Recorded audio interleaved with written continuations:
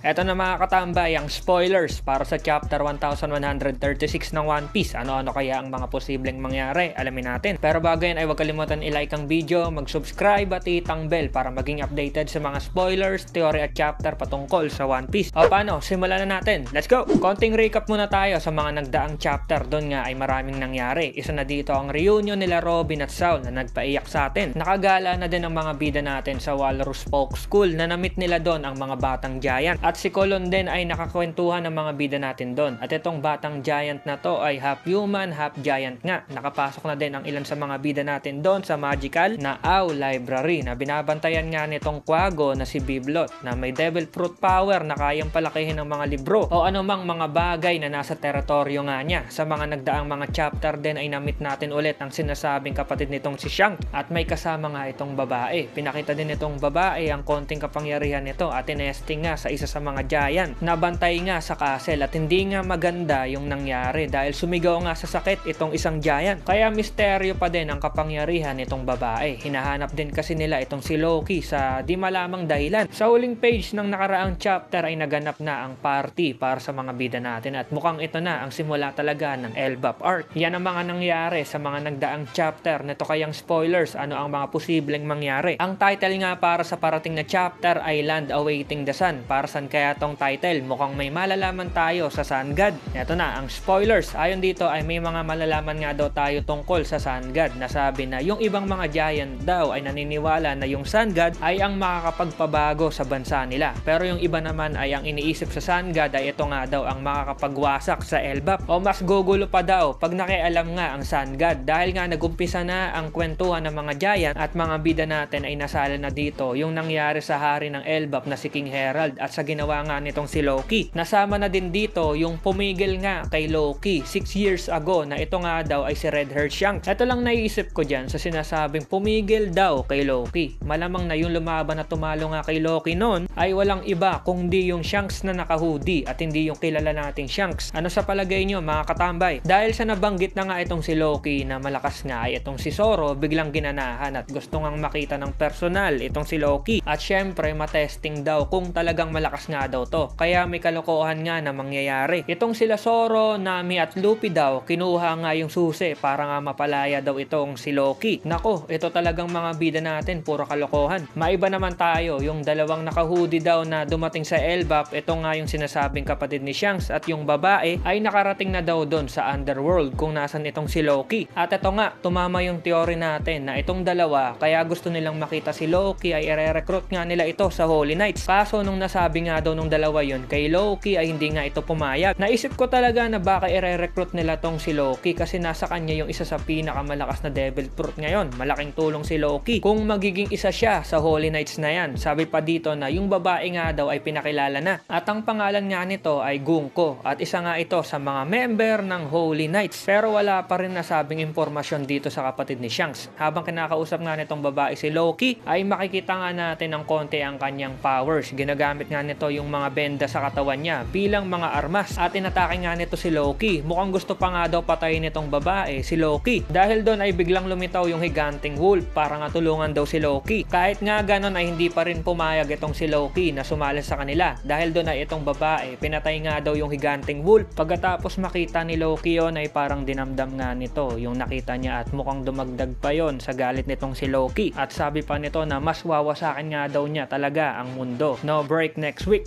Okay, isang malupit na spoilers ulit ang nakita natin at ito na. Nakilala na natin yung kasama ng hinihinalang kapatid ni Shanks. At ito nga ay si Gunko. Miyembro din sila ng Holy Knights. Malakas din talaga yung babae kasi kahit si Loki di makapalag. Meron din nga tayong malalaman tungkol sa history ng Sun God. Kaya abang na lang sa full chapter. Malapit na yan. Salamat sa pagnood at see you sa next video. Over and out!